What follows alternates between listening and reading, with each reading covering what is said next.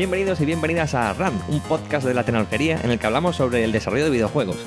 Este programa está presentado por Jorge Cantón y Mauricio García.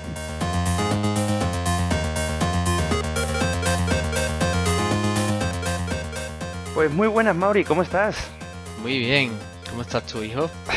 Pues muy bien también, la verdad es que muy contento con la entrevista que tenemos hoy, porque hoy nos traemos a un director de arte que está bien siempre cambiar, ¿no? Y siempre intentamos meter en cada temporada o en cada entrevista diferentes perfiles.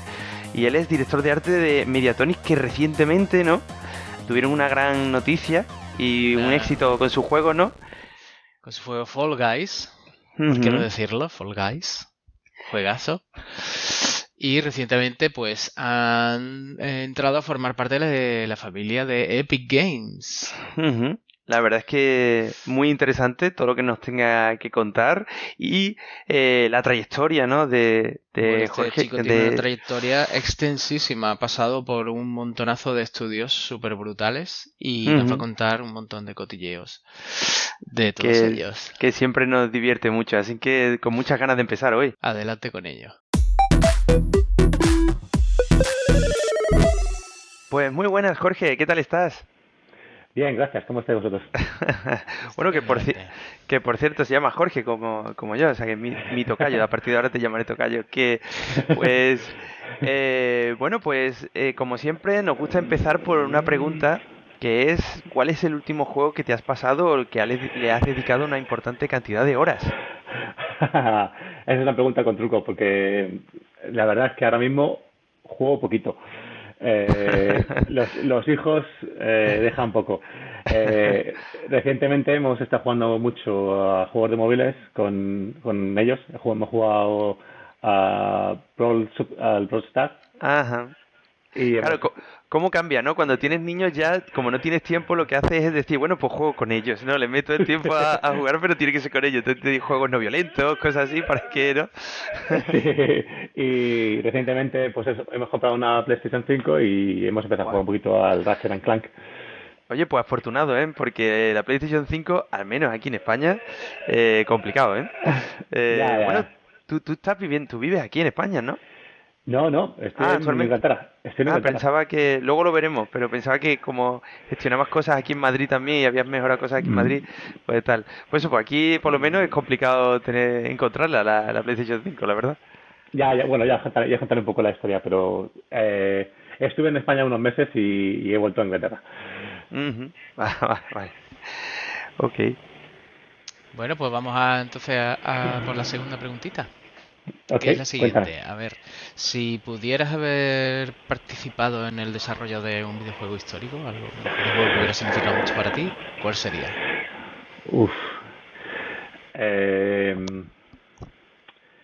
Pues eso depende mucho. A ver, yo cuando empecé a jugar videojuegos más jovencito, yo jugaba al Diablo, al original, Diablo 1, Diablo 2, y esos me engancharon un montón. Me hubiese gustado participar en esos, pero también juegos recientes, pues no sé, Last of Us, alguno de estos, o Inside, o Limbo, alguno de estos también me gustan. Buena elección. Sí. Yo también coincido contigo en Inside y Limbo y todas esas cosas. Me encantan ese tipo de juegos de puzzles y con ese mimo, ¿no?, con el que están creados. Sí, precisamente por eso, porque como cada vez tengo menos tiempo para jugar, cuando juego me gusta jugar juegos de ese estilo, con mucho cuidado, que no son superproducciones, que requieren un poquito de mimo de atención, que se ve que está llevado por un artista más que por un diseñador, cosas así. Me gusta ver las cosas. Y que lo importante no es la cantidad de horas, ¿no?, sino la calidad de esas horas, ¿no? Exactamente.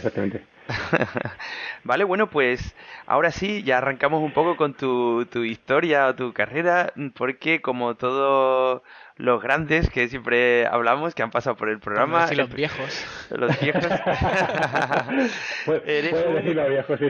Puedes decir que eres un expiro, ¿no? Empezaste y arrancaste en Piro Studio. Pero de la primera jornada, además. No, a ver, que ha habido muchos piros, pero eso han sido segundas jornadas, terceras jornadas. Yo soy de la primera, de cuando estaban haciendo Comandos 1, Yo me uní al principio, o sea, no me uní a Comandos, pero estaban a mitad de desarrollo de Comandos, de Comandos 1, cuando yo me uní. Yo me uní al proyecto que se llamaba por entonces Cimeria. Intentaban hacer un juego un RTS, en plan romanos contra cimerios, Conan y todo eso. Y ese juego acabó siendo el Praetorians, que sacaron luego. Después de varios años y varios cambios y varios reinicios. Lo que pasa es que yo no me quedé para verlo acabar en Praetorians. Yo dejé Piro cuando hicieron el tercer reinicio del juego, y cuando empezaron ya con Praetorians de verdad, ahí yo ya me fui y nada, y ahí lo dejé, Piro. Oye, ¿y cómo fue tu experiencia allí, no? ¿Aprendiste mucho? Porque tú venías de terminar los estudios y empezaste allí, ¿o cómo fue? Ni eso. A ver, yo cuando empecé a trabajar a Piro, yo estaba en el segundo año de mi carrera de ingeniero industrial superior. Segundo año se me daba fatal, a mí eso de estudiar no me iba, pero estaba ahí en la carrera de ingeniería industrial. Y yo lo que hacía siempre todo el rato era dibujar. Entonces me ofrecieron el trabajo en Piro. Por suerte apliqué de suerte, porque a mi hermano le gustaban los videojuegos más que a mí, y yo quería ser dibujante de cómics más que otra cosa. Y apliqué, fui en la entrevista con 4 dibujos que tenía en mi carpeta de la universidad, y me cogieron de becario. Entonces empecé de becario ahí en plan aprendiendo. No sabía nada de 3D, no sabía nada de usar Photoshop, no sabía nada, solo sabía dibujar. Y poco a poco fui aprendiendo hasta que primero empecé a hacer texturas, me pusieron a hacer texturas, luego me enseñaron a manejar el Max, luego un poquito más, y así ya que hasta que ya cuando llevaba un año y medio, 2 años y medio, empecé incluso a animar, empecé a hacer diferentes cosas. Genial. Así que la experiencia en Piro muy bien. En general, muy buenos recuerdos por el equipo, sobre todo porque yo no estuve en Comandos. Los equipos de Comandos, no sé si sabéis las historias, pero... Sí. Algo nos han contado. Las leyendas oscuras. Pero los equipos en Comandos, obviamente, sacar un juego así cuesta, y sufrieron. Nosotros estábamos un poco más relajados en nuestro equipo. Y tenemos un grupo de gente bastante divertida, ¿sabes? Nosotros lo pasamos bien allí. Luego, de hecho, mucho de la gente, o varios de las personas con las que trabajé en Piro, terminé trabajando con ellos después, en la empresa que fui a trabajar con ellos. Eso es. Después, no sé si fue porque Unai estuvo también en el programa, y nos estuvo contando eso, de que no sé si fue en el momento en el que estaban haciendo Cops, y Cops se canceló, y ya no la tecnología, o la tecnología de Cops ya no iba a ser el motor propietario, sino que iba a ser Unreal Engine 3, cuando ellos deciden montar... ¿Todo esto es antes? Es antes.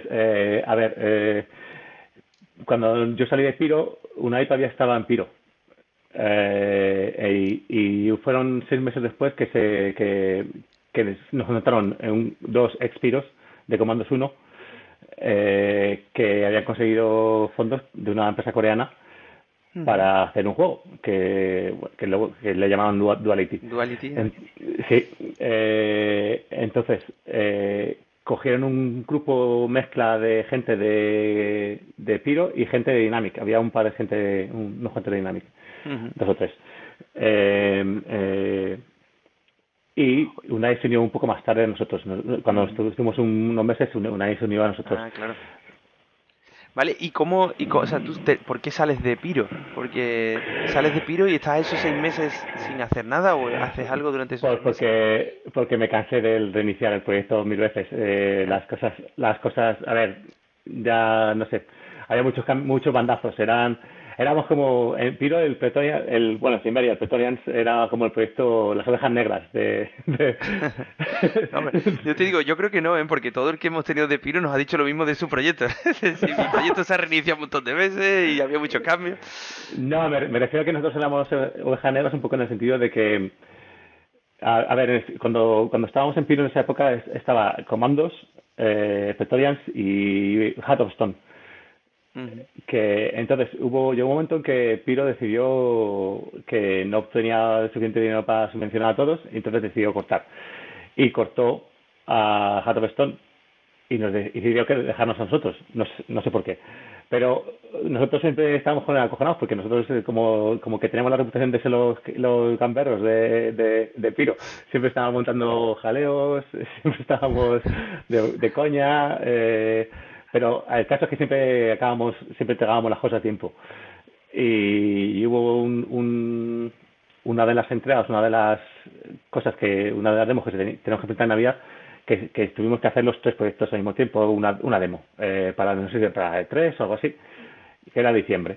Y sacamos la demo, nos quedamos todos los equipos trabajando tarde, Commandos, Stone y Praetorians, y yo me acuerdo que después de esa demo y después de una famosa cena en Navidad que hubo en Piro Studios, que no sé si sabéis oído hablar de ella, en la que, bueno, en esa cena de Navidad, pues el equipo más o menos de Praetorians y algunos de Hearthstone montamos un poco, nos pasamos un poco divirtiéndonos, digamos, y dejamos un poco en evidencia a Ignacio Pérez en el restaurante y todo eso, y entonces como que hubo ahí un poco de presión, como que hubo un poco por parte de gente de Piro diciéndonos que a lo mejor, pues eso, que la vergüenza, que la habíamos liado, que incluso estaban pensando en despedir a algunos, ¿sabes? Sobre todo al director de arte de ese momento, que es en Praetorians. Pero al final, después de la demo, como cumplimos con honores, vinieron y nos dijeron, no, la habéis hecho muy bien y todo queda bien. Si pudiéramos, despedíamos, pero como la demo está de puta madre, no vamos a decir nada.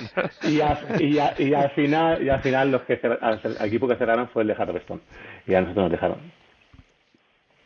Vale. Y despidieron parte del equipo de Praetorians, pero a mí me dejaron.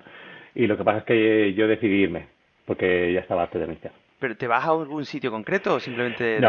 No, dije, no, yo no quiero repetir. Fuimos 3 personas las que nos fuimos el mismo día, básicamente. Yo, el director de arte de esa época, que es Emilio Serrano, y su hermano, Javier. Y ese día dijimos que no queríamos reiniciar, que nos íbamos. Y nos fuimos.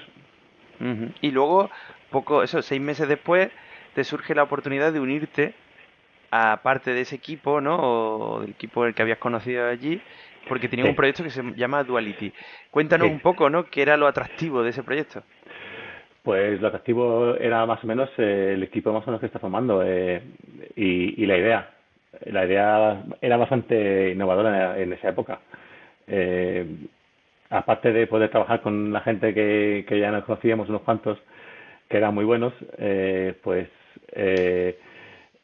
no sé si acordáis, si habéis visto la demo de Duality o os acordáis de lo que se hizo de Duality, pero en esa época era un proyecto bastante ambicioso, en que podías moverte a diferentes mundos al mismo tiempo, podías jugar en la realidad virtual, podías jugar en el mundo real, y el sistema que teníamos para los escenarios era bastante innovador, por módulos, que en esa época todavía eso no se hacía.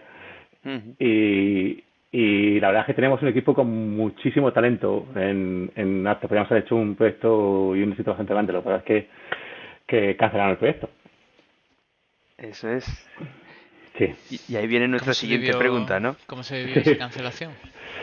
Pues en principio un poco jodidos, pues básicamente porque el proyecto era ambicioso. ¿No os lo esperabais?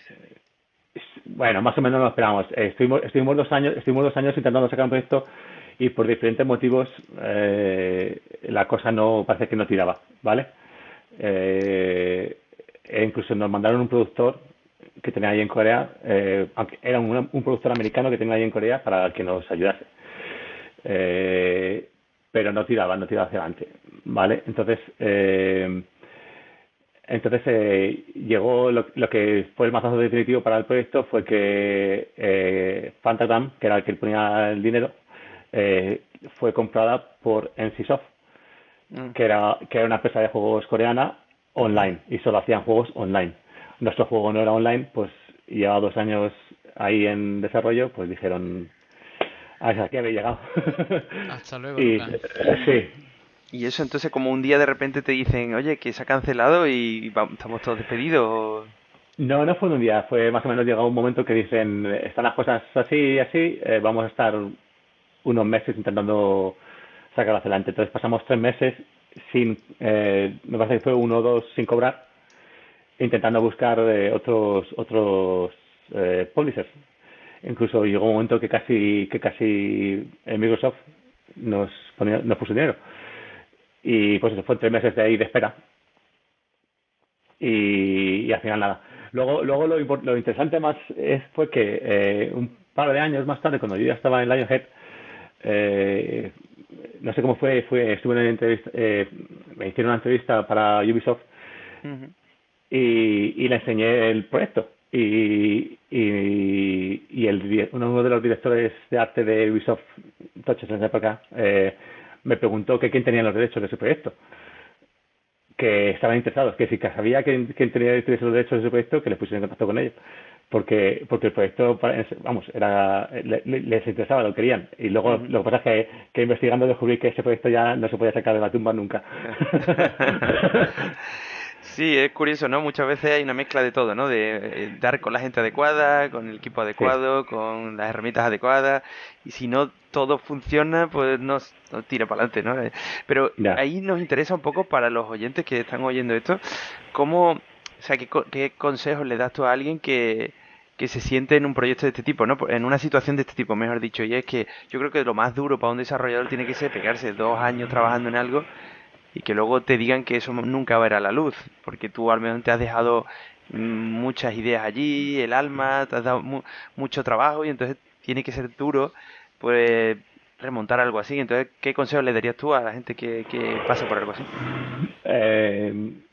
Consejo es difícil aconsejar a alguien en estas situaciones porque es que hay muchas variables y depende mucho de la empresa que esté. Yo lo que miraría mucho es qué intenciones tiene esa empresa o los objetivos de esa empresa cuando llega a esa situación de vamos a cerrar el proyecto o necesitamos que estéis 2 meses sin cobrar porque que estamos buscando otro publisher. Hay veces que empresas se intentan aprovechar y no están buscando publisher o no eso y otras veces pues lo están haciendo con ganas porque porque quieren sacar el proyecto adelante. Ujú. Entonces, eso ya depende de cada uno, de valorar si confía en la empresa y quiere aguantar un tiempo, pero o no. Pero de todas formas, cuando estás en esos momentos, en esas situaciones, y has puesto todo el tiempo, pues cuesta un poco dejarlo. Cuesta mucho dejarlo. Claro. Y en mi caso, pues eso, yo estaba en esa época y cuando estábamos en esos 8 meses yo ya me había puesto en contacto con Lionhead, había hablado con Lionhead, eh, y aún así paré un poquito, no lo paré todo un poquito y tuve otros efectos para otras cosas, pero también lo paré un poquito y estuve aguanté un par de meses. Luego ya dije, bueno, pues entre trabajar aquí y Lionhead, que quería yo aprender y ver cómo se trabajaba fuera de España, que en esa época no había mucha gente que hubiese salido de España.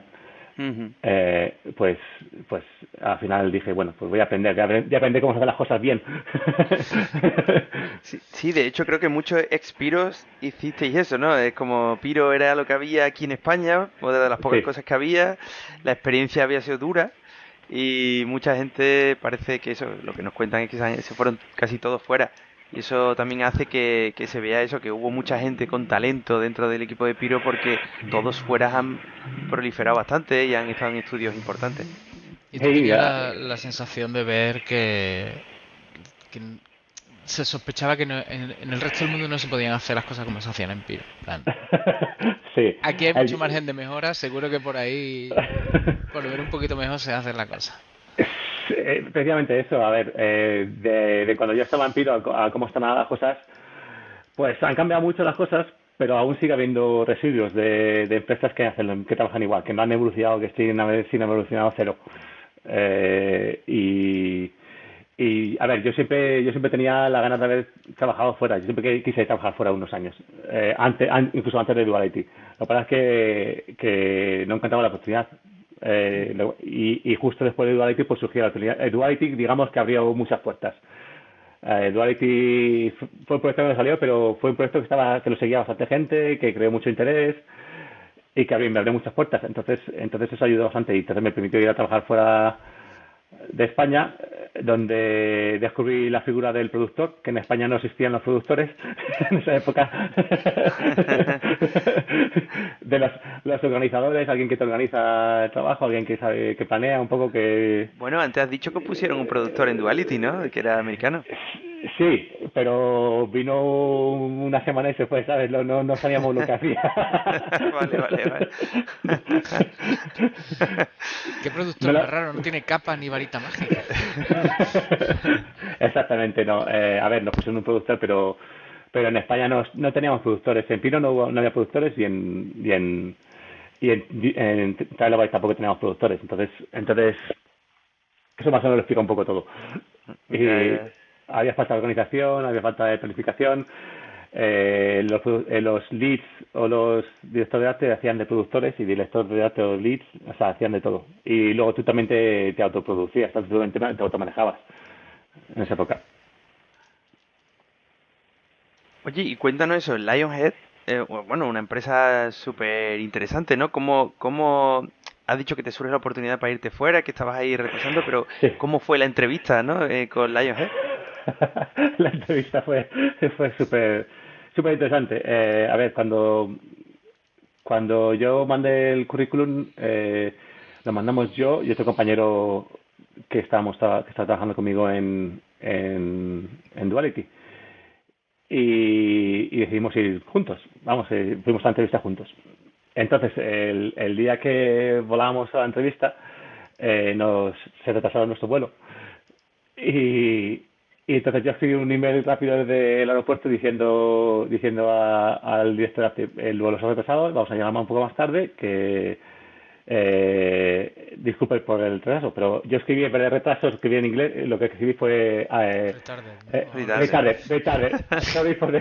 Típico. Sorry for the retarded. Por mi inglés en esa época no tenía mi inglés, no era en cosa. Entonces cuando llega la entrevista, el director de arte, que era un tío bastante bromista, bastante cachondo, que luego al final terminó siendo un amigo. Este es retrasado, ¿no? Me dijo, ¿dónde está el retrasado? ¿Dónde está el retarded? Y señaló a mi compañero, es él. y estuvo todo el día recordándome lo de retarded hasta que me fui de la entrevista. Igual te ayudó un poco incluso en la entrevista, ¿no?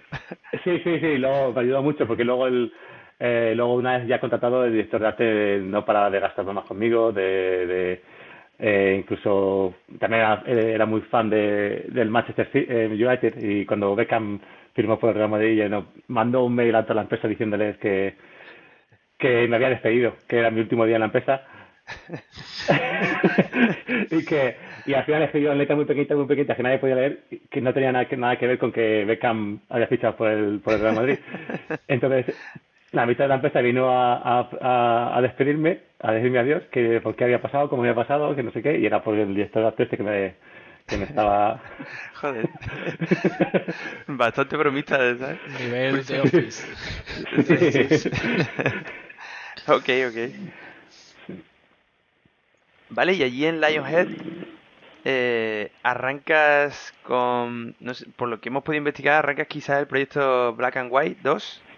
Sí. Que es un proyecto de las IPs más famosas, ¿no? De Peter Molyneux.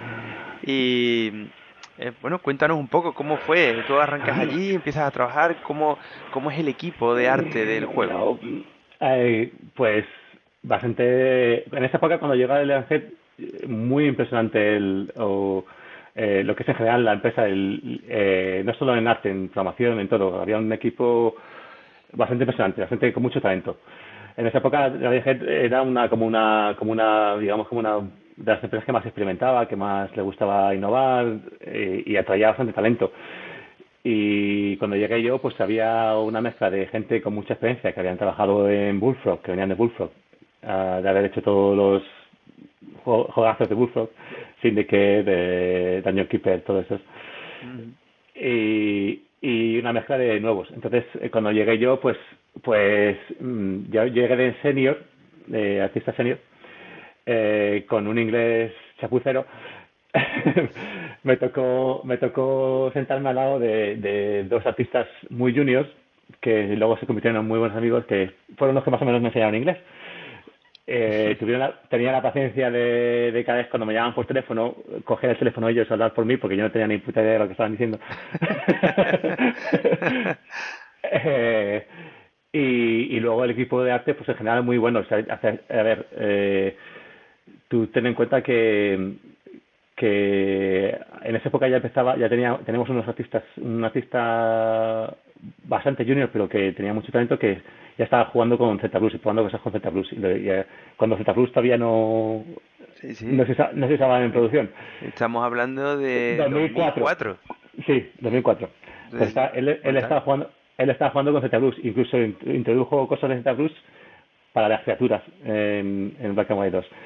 Y luego es todo esto apoyado por unos programadores y de tools pues bestiales. Habían creado un editor de niveles que hacía lo que hace Unreal al crear el mapa. Cuando Unreal 4 creas el mapa con sí, el terrain, ¿no? Sí, y pintar las texturas con capas y todo eso, ya lo tenía el Black and White 2. Uh-huh. Y lo estaba haciendo Black and White 2. Y nos permitía hacer unos terrenos pues bastante impresionantes y todo con unas herramientas bastante innovadoras.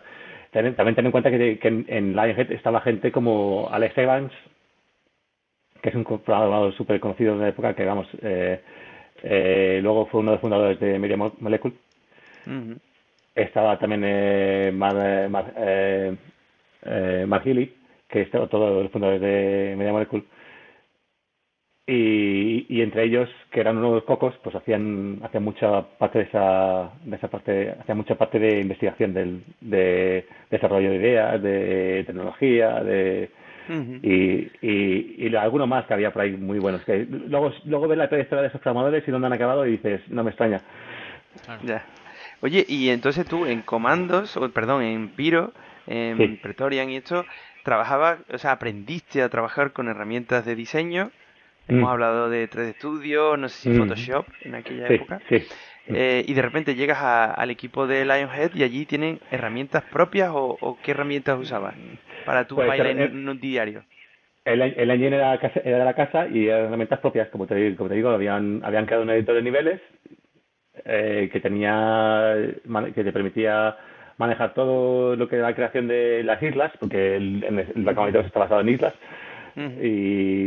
Y podías hacer pues de tipito fin las islas, y luego tenías un sistema de herramientas para editar las criaturas, porque las criaturas tenían pelo en esa época también y se transformaban y hacían morphing y hacían un montón de cosas que en esa época pues hacían, pero no eran tan comunes.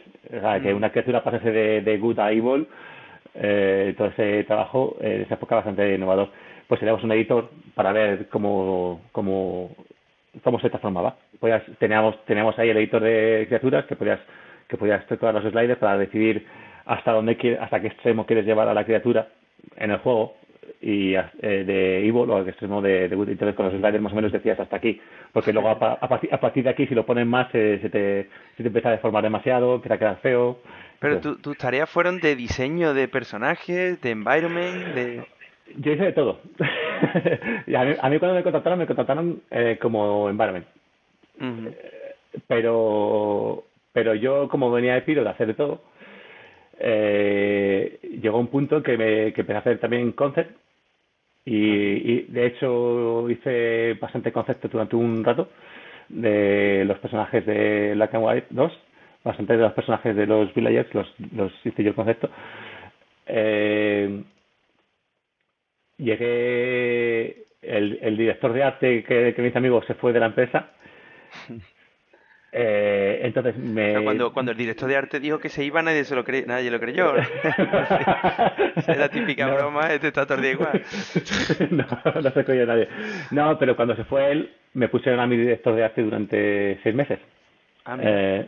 Entonces yo estuve siendo director de arte en Black Knight 2 durante 6 meses, pero no me dejaron porque yo en ese momento no tenía la experiencia suficiente como para acabar el proyecto. Entonces, pero sí que estuve 6 meses llevando yo el equipo de arte. También los dos compañeros que tenía diciendo, tío, este que no sabía inglés y ahora lo pone aquí director, ¿no? más o menos. No, ellos contentos porque se llevan muy bien conmigo. Pero al final yo, una vez que llegó un director de arte con experiencia, a mí me dejaron como lead character artist. Yo fui el lead. O sea, que empecé como en Paranormal Arte, fui director de arte y luego lead character artist. Incluso hubo una parte del proyecto en la que estuve director de las cutscenes. Estábamos haciendo cutscenes y yo estaba dirigiéndolas. Ah, Joder. Un poquito de todo, ¿eh? Sí, hice todo, sí. Bueno, ¿y cómo viviste el lanzamiento de ese juego? Cuando ese juego llegó al mercado, la recepción que tuvo, ¿qué te parece? Pues bastante baja. De hecho fue un poco fracaso en el sentido, no vendimos muchas copias, pero yo creo que fue en parte no por el juego en sí, sino por cómo EA manejó el juego en realidad. EA fue el publisher, el marketing que hizo, la campaña que hizo no fue muy para allá y creo que en esa época no vendimos más, no sé si llegamos a 700.000 copias, un poco menos de 1 millón de copias, no mucho más, no llegamos más. Entonces no fue muy alto comparado con lo que llegó a vender Black and White 1, fueron niveles muy bajos. Uh-huh. Y sin embargo eso, pues termina el proyecto y te unes a otro súper grande llamado una de las IP que te acompañará durante mucho tiempo, ¿no? Fable, ¿no? Sí, exactamente eso. Cuando terminó cuando terminé el Black and White 2 me moví al Fable 2. Yo empecé en el 2, no en el 1. Uh-huh. Justo al principio de Fable 2, cuando estábamos empezando de cero. Y ahí estuve ya hasta el final de los días. Literalmente, para el caso. Oye, y Fable 2 fue un gran avance con respecto a Fable 1. Recuerdo que la gente hablaba de eso, de que hubo un cambio bastante importante y que hubo muchas mejoras. Cuéntanos un poco, ¿no? ¿Cuáles fueron las innovaciones más interesantes del proyecto? Yo creo que Fable 2 al final, aparte de lo que ya ofrecía la franquicia de Fable 1 de que era un juego bastante interesante, pues evolucionó mucho con lo que es la customización de personajes. En lo que la cantidad de combinación que yo creo que eso influyó muchísimo en que el jugador se lo pasase bien. La mitad de la gente que posteaba cosas en Twitter o posteaba algo online de Fable 2 eran sus propios personajes, se habían creado con una combinación de eso. Y entonces para eso tuvimos un sistema bastante avanzado de customización de personajes que también bastante complicado para esa época, en la que básicamente te podías poner todo con todo, te podías combinar tus zapatos con todo, lo que vamos, que te cambiabas hasta el más mínimo detalle y que nos causó un montón de dolor de cabeza. Luego aparte de eso, no solo es que te pudieses poner toda la ropa, sino que esa ropa también tenía que adaptarse al cambio físico que tú sufrías, que cuando te transformabas en gordo o te hacías evil ¿sabes? Entonces la cantidad de combinaciones que había ahí era impresionante, era muy muy grande. Claro, supongo que el trabajo de eso, de creación de assets fue brutal, porque sí, eso fue precisamente lo que yo me dedicaba en esa época, a hacer personajes, y hicimos un montón de ropa, de tipos de ropa, de combinaciones, y luego me acuerdo además que al final del proyecto el lead character artist se fue y nos encontramos con que había un montón de bugs, de cosas que clipeaban entre sí porque no estaban pensadas, ¿sabes? No se habían probado. Entonces había cosas que se atravesaban, Y entonces sí, me acuerdo que tuvimos que ir entre el otro senior que hace Aster y yo. Él se cogió, me parece que fue las chaquetas con no sé qué, y yo me cogí los sombreros con el pelo y las botas con los pantalones y cosas así. Todas las combinaciones posibles. Me parece que yo me hice unas 500 combinaciones y él se hizo otras 600 o así, 600 combinaciones, y una por una, probando todo. A ver, y arreglándolo para que no clipease y no se cortasen uno con otro. Jolín, trabajo titánico, supongo ahí. Oye, ¿y el equipo de Fable era el mismo de Black and White? ¿Era distinto? Tú venías de Black and White siendo Elite y ahora de repente te cambias a Character Artist. Sí. Cuéntanos un poco. El equipo de Fable era básicamente el equipo de Fable 1, la mayor parte. Lo que pasa es que Fable 1 era un proyecto un poquito más pequeño que lo que iba a ser Fable 2. Entonces ya empezaron a pensar en tener un equipo más grande. Entonces me llevaron a mí a ayudar al carácter lead. Y entonces, como había un carácter lead, pues yo obviamente no podía ser carácter lead también en ese sitio, en ese proyecto. Y además coincidió que fue la época con la que Microsoft compró Lionhead. Entonces, una vez que llegó Microsoft, pues Pero eso era todos los justo proyectos. antes de que saliera Fable 2 compró Microsoft Lionhead. Sí. Okay. No incluso, justo al principio, Microsoft compró Lionhead como a los 6, 8 meses de que yo me moviese a Fable. Ujú. Entonces, estamos al principio de Fable. Claro. Supongo que venían del éxito de Fable 1 Sí, y con el lanzamiento de su consola, ¿no? De Xbox 360, sí, pues querían un IPs, ¿no? sí. Potentes para su consola. De hecho, Fable fue una de las IPs más importantes, ¿no? Que tuvo la consola. Sí, no, además que obviamente cuando compraba Lionhead compraba un montón de IPs y empresas, porque Lionhead estaba compuesta por lo que era Big Blue Boss, que era los que hicieron Fable, eh, eh, ¿cuál era el otro? Estaban el equipo de Movies, que hizo el Movies en Lionhead, y luego estaba, parece que no era Intrepid, no, era ¿cómo se llamaban? No me acuerdo cómo se llaman, pero estaban haciendo un proyecto que se llamaba DC, que era tan cavernícolas y eso. Entonces Lionhead era en realidad 3 empresas y con 4 proyectos, en realidad. Entonces, Microsoft tuvo que cortar, dijo, el único proyecto que me interesa es Fable, todo lo demás se cierra. Ahí tuviste suerte también, igual que en Piro, ¿no? No se cortó tu proyecto, ¿no? Sí, bueno, es que no solo, aunque no se cortó mi proyecto, yo creo que más que eso, lo que fueron gente por gente. A ver, la historia cuando llegó Microsoft, esto lo puedo contar porque ya no somos parte de Microsoft.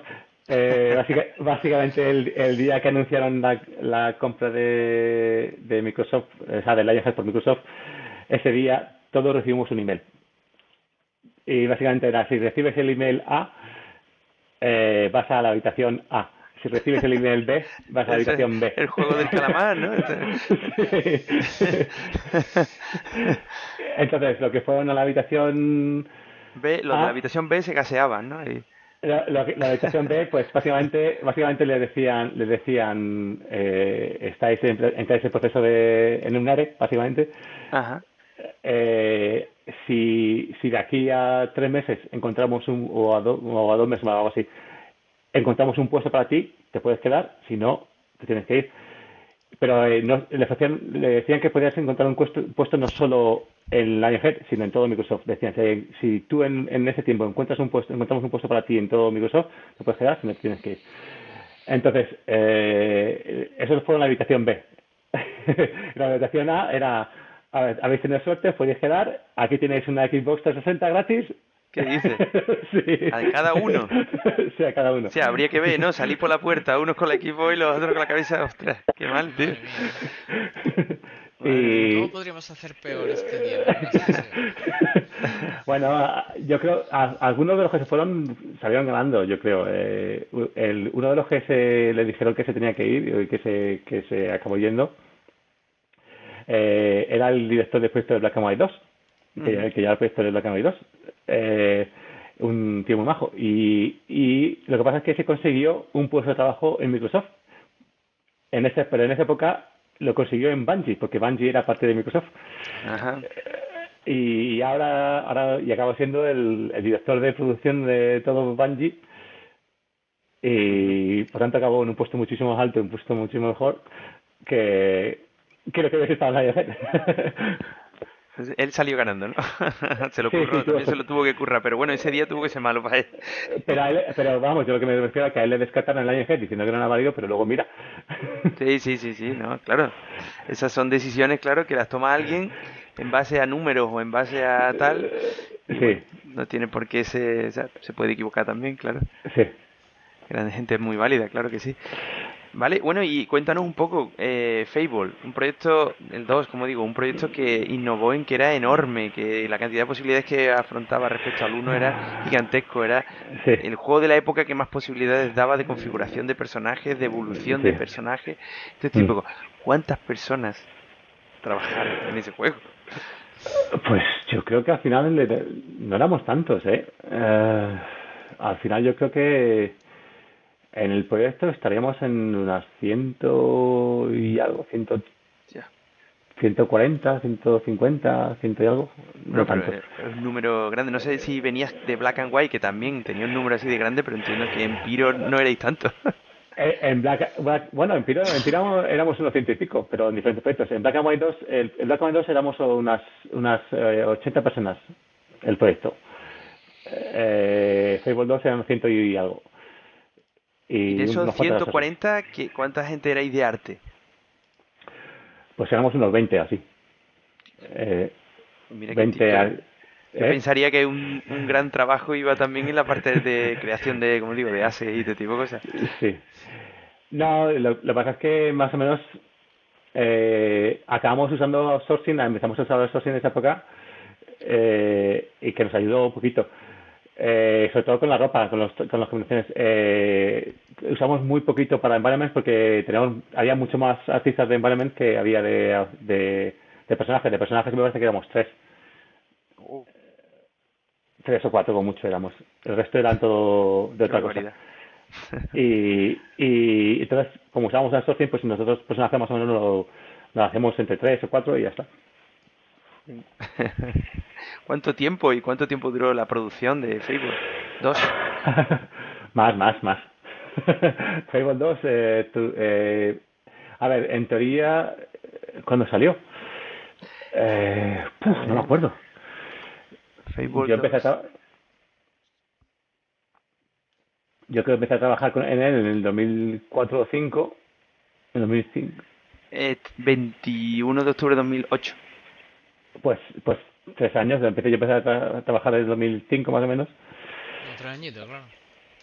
otros 3 añitos, algo así. Sí, tampoco es una locura. Sí, no, pero vamos, si hablamos de Fable 1, el Fable 1 decían que fueron 3 añitos, pero fueron más de 3 añitos.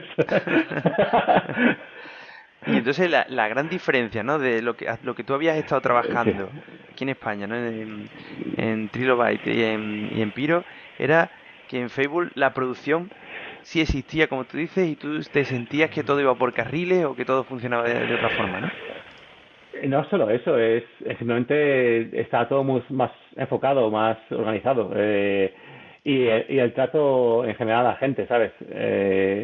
En Lionhead, me acuerdo que el trato a la gente en general era estupendo. Nos trataban, ¿sabes? Yo me acuerdo de cuando empecé en Lionhead, lo único que hacía era mandarle mensajes a los que trabajaban conmigo en Tilo Vite de hoy estamos de fiesta en la casa de Peter Molyneux, porque básicamente Peter Molyneux cada viernes, todos los viernes decía vámonos al pub, yo pago las copas a todos. Jolín, qué maravilla. Y la mitad de los días, y todos los días que íbamos al pub y él se venía, decía, cuando cerraba el pub, decía, vamos a mi casa, y nos íbamos todos a su casa y ahí estábamos, jugábamos al póker o... O sea, que tú venías de liarla en Piro a liarla en casa del Peter Molineux, ¿no? Pues eso, muchas cosas, el trato en general ayuda mucho porque te hace sentir más tranquilo, ¿verdad? no sé, cosas como nos pagaban la pista de fútbol, podíamos jugar al fútbol básicamente 3 veces a la semana a la hora de comer y nos pagaban la pista de fútbol y jugamos al fútbol todos los días en las canchas de césped artificial, paintballing, karting, laser quest, o sea, durante semana parecía que estaba más haciendo cosas que Oye, casi pues currando. me parece muy curioso lo avanzado, ¿no? Que estaba esta empresa, ¿no? Con respecto Sí, a que son técnicas, ¿no? Que han implementado otras muchas empresas ya posteriormente. Incluso hoy día se critica que hay muchas empresas que el trato a lo mejor al trabajador no es tan bueno. Y me parece positivo y me parece muy visionario, ¿no? Lionhead en ese aspecto en el que hacéis juegos y trataba a la gente muy bien para que se sintieran a gusto y su rendimiento sea sí, pues sí, sí. óptimo, ¿no? Sí. Sí, sí, en ese sentido, sobre todo en los primeros años, cuando era el Lionhead. Luego, cuando Microsoft tomó, ya costó unas cuantas cosas, básicamente porque era mucho gasto. Básicamente, mucha parte del dinero que pitonió se fue en esas cosas y lo admitió después. Y aparte de eso del trato, pues como dices, ver una producción buena, alguien que no solo que hubiese un productor, sino que había productor para arte, había un productor para programación, había un productor para, ¿sabes? Y había luego un director de producción. O sea, había mucho más estructura. Teníamos un equipo de herramientas, como Dios manda, de equipo de soporte al artista. Teníamos Technical Artists como Dios mandaba, ¿sabes? En España, básicamente, un artista hacía de todo. Era Technical Artist, era artista, era de todo. Sí, Y, sí. y allí había mucha más especialización, todo mucho más organizado, mucho más planificado, reuniones, no sé, incluso las reuniones más, más periódicas, ¿sabes? Que tenías una reunión cada semana, te reunían todo el estudio cada semana. En España era todo, vamos a salvar. Oye, oye, y eso, Fable 2 se lanza y fue un éxito, ¿no? El proyecto, ¿no? Y entonces Bueno, sí. vosotros en ese momento además estáis junto ya a Microsoft con su nueva consola y os encargan Fable 3, entiendo. Mm. A ver, Fable 2 Sí. fue un éxito para todos, una sorpresa muy buena. Básicamente, la primera vez a ver, fue la primera vez que terminó un proyecto y que veo un éxito así, un recibimiento así. Encima en mi caso, me hizo sentir bastante bien que ya había diseñado parte de los personajes principales del juego, que incluso los había modelado, los había hecho yo el concept, había hecho todo. Y luego veías a gente vestidos en cosplays con ellos y ver esas cosas vamos que emociona. Y y fue pues eso, pues una sensación bastante grande, Ujú. bastante de ver algo que funciona. Y de hecho eso, no solo hiciste personajes principales y enemigos, ¿no? Principales en Fable 2, Sí. sino que en Fable 3 también repites, ¿no? Y Mm. también haces, no sé si el Hero y Sí, y algunos de los enemigos principales, ¿no? sí, en Fable 3 ya me encargaron a mí hacer el héroe y parte de los personajes principales. Me encargué de Sabine y algunos más. Eh, y, y pues eso, en Fable 3 estaba un poquito más todo, se redució otra vez, fue como un pasito atrás. Se decidió que el sistema de combinaciones de personajes era demasiado complicado en Fable 2 y se decidió simplificar todo en Fable 3. Entonces ya no se podía combinar todo con todo, se hacía la combinación era parte de arriba, parte de abajo, Ujú. solo. Pero curiosamente era algo que había tenido mucho, os había dado el éxito y la Sí, diferenciación en Fable 2, ¿no? Entonces no parecía saber si eso seguía las reglas, supongo que de coste de producción sí, pero las reglas de, oye, identificar qué es lo que ha sido el sello de identidad de Fable 2, lo que nos ha dado la gana, igual no se identificó bien. básicamente yo creo que fue un tema de producción. Me parece que nos dieron 2 años para hacerlo en vez de 3. Oh. Eh, y parte porque vieron que se sufrió mucho para hacer el sistema en el Fable 2. Entonces decidieron que no querían sufrir tanto. Yo creo que si lo hubiésemos hecho en el 3 y si lo hubiésemos hecho planificado, aprendiendo de nuestros errores, hubiésemos podido hacerlo igual. Pero esa decisión vino de más arriba, no vino de nosotros. Y al final pues se decidió simplificar. Entonces Fable 3 también fue un éxito, pero no fue lo mismo que Fable 2. Se notó. Y entonces aparece un cacharrito nuevo. Sí. Que se llama Kinect. Sí. Y os lo meten hasta la cocina, Sí. Sí. Bueno, ahí fue cuando empezó, primero con el proyecto de Mylon Kate. ¿Qué hacéis? Que no sé si acordáis de ese proyecto. Hombre, claro. Cuéntanos. ¿No te acuerdas? Que le hablabas Pues, al chiquillo en la tele y el chiquillo te contestaba. Sí.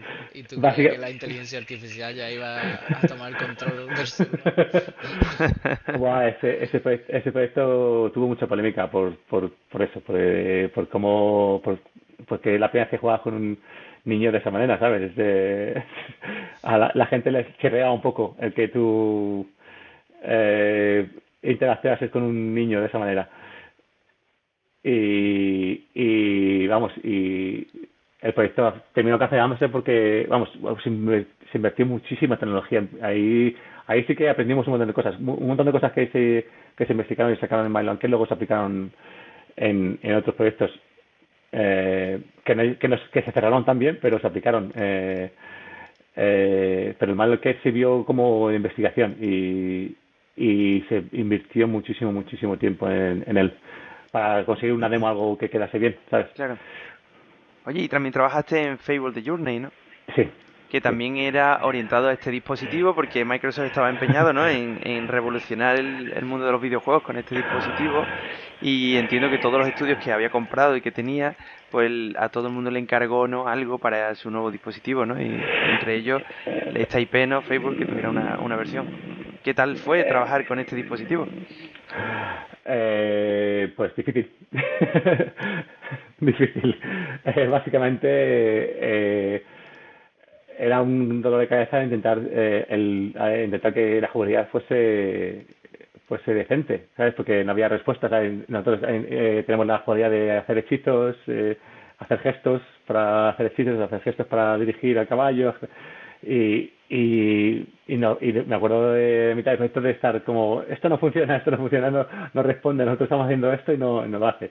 Entonces mucho pulir, fue difícil conseguir que al final quedase medio bien, ¿sabes? Porque al final nunca queda bien, no fuese, ¿sabes? No, fue un juego que no tuvo éxito y fue un juego que obviamente no tenía mucho, no respondía bien, no se podía jugar bien.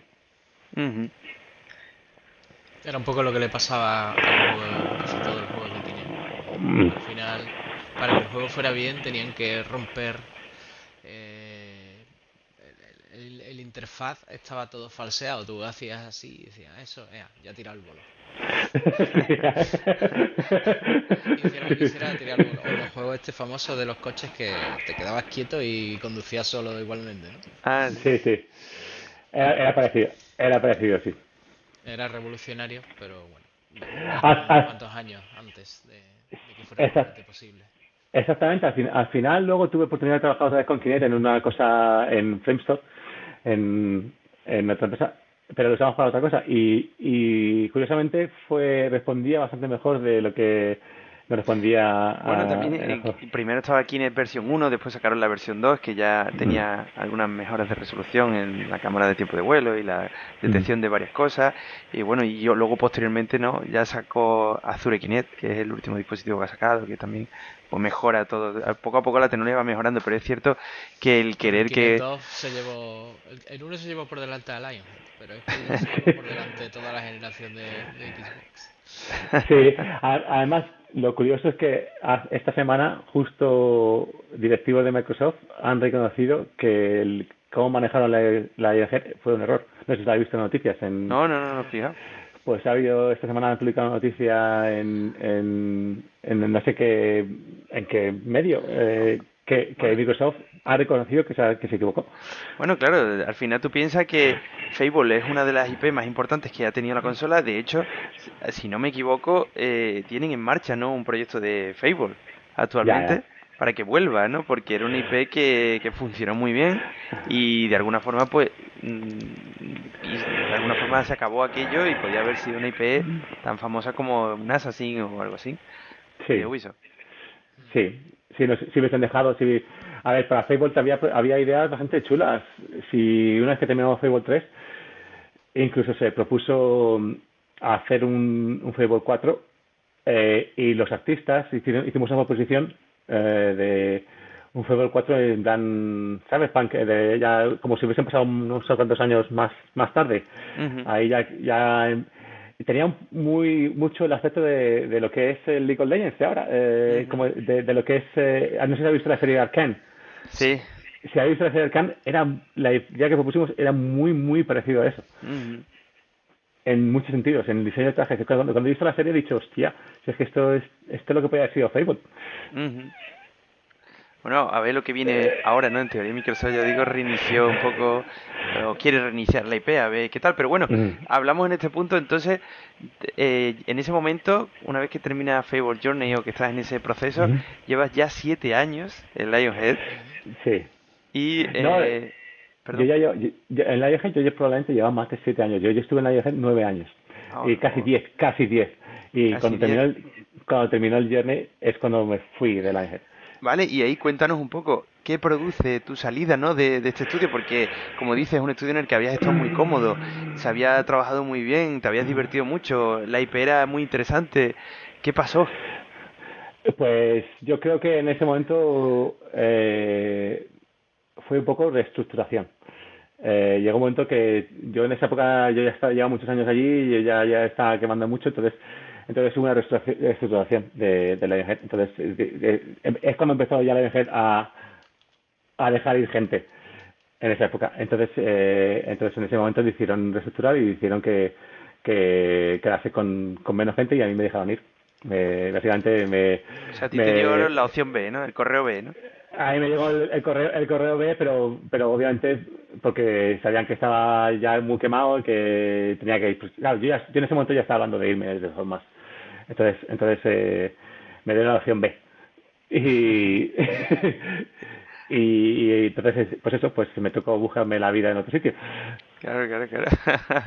Bueno, y ahí, en ese momento, arrancas una, una etapa de tu carrera profesional en el que como que trabajas en muchas cosas a la Hmm. vez, ¿no? Sí, Cuéntanos un poco, porque no, uno de los siguientes proyectos o de los que trabajas es sí, con la gente de Escapist Game ya, en su juego Escapist para iOS, ¿no?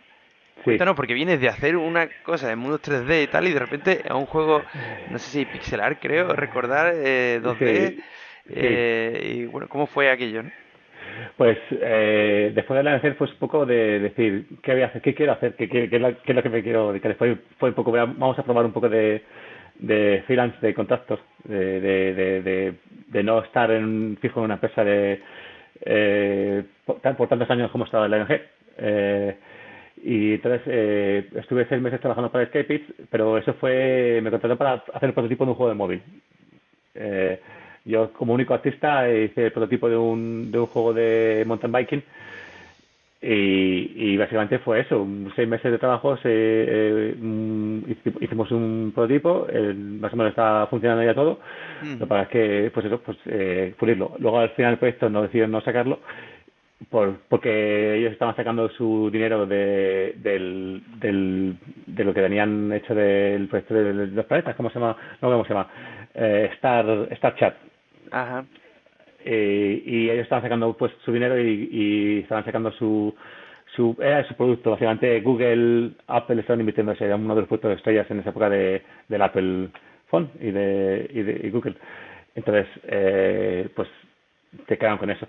Entonces yo solo estuve 6 meses allí, entonces ya probé en otros sitios, probé en Climax otro tiempo y luego ya también ya Pero conseguí. Dime. lo que me ha parecido curioso de eso cuando hemos investigado tu carrera es que no sabía si era trabajos de freelance porque eran pocos meses. No sabía si era Sí, de sí. freelance o que realmente estabas contratado en los estudios. No, era freelance, era freelance. Estaba contratado por un tiempo cuando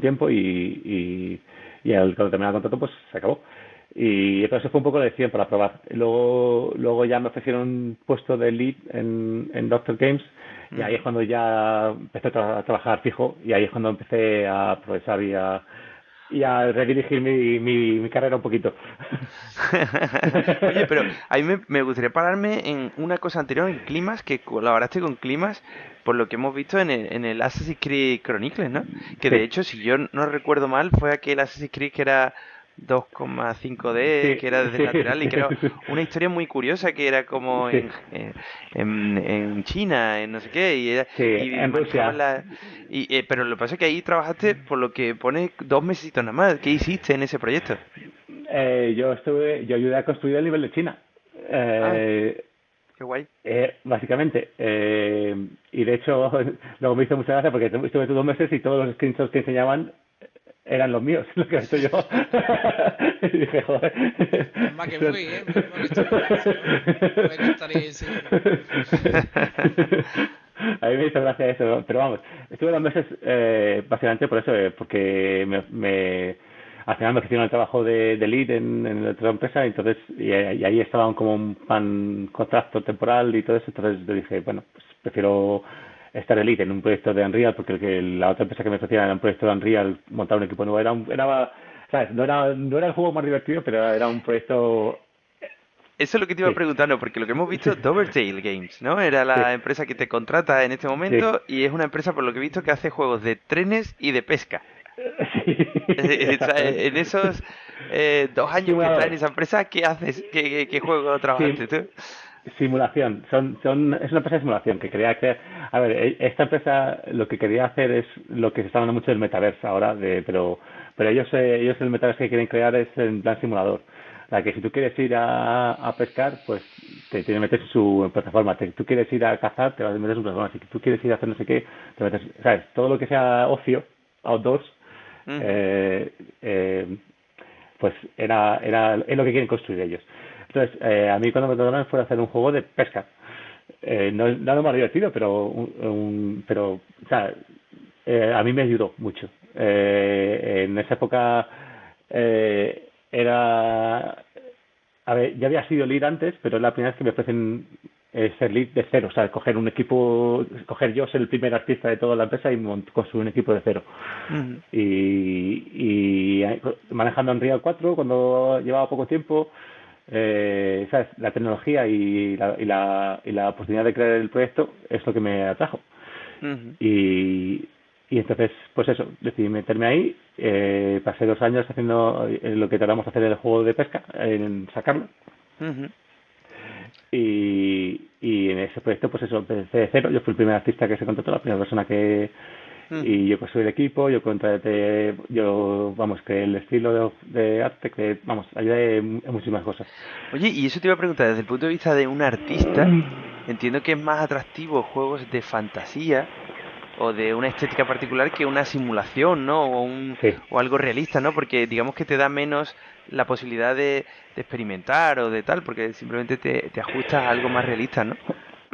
A ver, en este caso, en este proyecto, obviamente se quería hacer algo realista, pero como es una empresa pequeña y como es una empresa con muy pocos recursos, que toda la gente que contratamos eran juniors, acababan de ser de la universidad, básicamente, eh, no se podía ser muy ambicioso. No era imposible que consiguiésemos algo súper realista. Entonces ahí había que tener un toque un poco estilizado. O sea, se miraba realista, pero había que darle ese toquecito de estilización que te permitiese quedar algo decente sin ser muy pretencioso y que fuese súper realista, ¿vale? Ujú. Entonces ahí es donde intervenía un poco el arte, digamos. Vale. De hecho, eso no sé si solo aquí o en Lionhead también participas en labores de contratación de personal nuevo. En la IAG participé, pero aquí digamos que yo fui solamente el único responsable de eso, de crear Ujú. el equipo y construir un equipo y fue mi especial Vale, y aprender eso. desde el punto de vista de un artista, ¿no? Que en tu caso, ¿no? Que buscas gente para tu proyecto, cuéntanos, porque a lo mejor oyentes que quieran tener ese rol en juegos, ¿qué es lo más importante de cara o qué consejos le darías de cara a ir a una entrevista con alguien de Pues arte, ¿no? Para un departamento de arte de un videojuego. Pues primero tener un buen portfolio, vamos, ser bueno y ser autocrítico, porque hay gente que enseña portafolios y se creen que son muy buenos. No son muy autocríticos, no sé, ¿sabes? Lo primero que tiene que hacer es compararse con gente con los mismos años de experiencia que ellos, incluso con los mejores que tienen los años de experiencia, y ver cómo de buenos son y de decir, vale, yo estoy a ese nivel o soy peor. Entonces ahí ya más o menos te da una guía de tus posibilidades. Si la gente que tiene los mismos años que tú de experiencia o que está más o menos a tu nivel y ves gente que tiene portafolio mejor que tú o que está muy lejos de ti, entonces ahí te das cuenta que tienes que currar. Eso es lo que diría. Y luego aparte a la hora de entrevistar y dar la entrevista, pues ser tú mismo, ser abierto, demostrar que puedes trabajar en equipo, demostrar que puedes escuchar, demostrar que puedes coger feedback, demostrar que tienes iniciativa también. Es que es un poco no solo ser bueno vale, tiene la gente que contratas tiene que también y se ha dado caso y hemos dicho muchas veces que hemos entrevistado a gente muy buena, pero como no encajaba en el equipo, como hemos visto que su personalidad no era lo que nos iba a ayudar, porque por ego o por demasiado tímido, por falta de comunicación, por diferentes motivos, pues al final no se contrata. Entonces tienes que demostrar que tienes iniciativa, que te puedes comunicar bien, que puedes recibir feedback, que puedes escuchar bien las instrucciones y trabajar en equipo. Genial, genial. Vale, pues un buen consejo, ¿no? Espero. Vale, ¿y cómo fue eso? Dime. No, cuenta. La siguiente etapa tenemos entendido que ya es en Rare, ¿no? Que es un auténtico estudio legendario donde los haya. Entre medias estuve en Framestore, que no sé si conoces Framestore. Es cierto, Framestore y Axie Animation, ¿no? Que son quizás dos empresas más orientadas a lo que es cine o animación que a videojuegos, ¿no? Sí, eso fue un poco lo mismo. Después de acabar de estar 2 años en Doctel, fue decir, me surgió la oferta de Framestore, de trabajar un contrato de 6 meses en Framestore, de director de creativo. Y dije, hombre, Framestore no puedo decir que no, es una empresa súper conocida en el mundo del cine. Y lo cogí, cambié un trabajo fijo por un trabajo de 6 meses, pensando que era una oportunidad muy buena, lo que iba a aprender. Y de hecho aprendí un montón. Fue muy duro, o sea, es totalmente el ambiente es totalmente diferente. Tanto en Axis como en Framestore es totalmente diferente, las cosas son muchísimo más duras de lo que se hace en los videojuegos, pero aprendí un montón. ¿En qué concepto te refieres o a qué te refieres cuando dices que es más duro? Porque es a cuchillo todo allí. Se trabaja con un cliente, para empezar se trabaja con un cliente, el cliente los clientes depende del cliente, puede ser las cosas muy duras nosotros en Framestore tenemos una llamada todos los días. El proyecto era para un trabajo que hacíamos con Ford, la compañía de coches.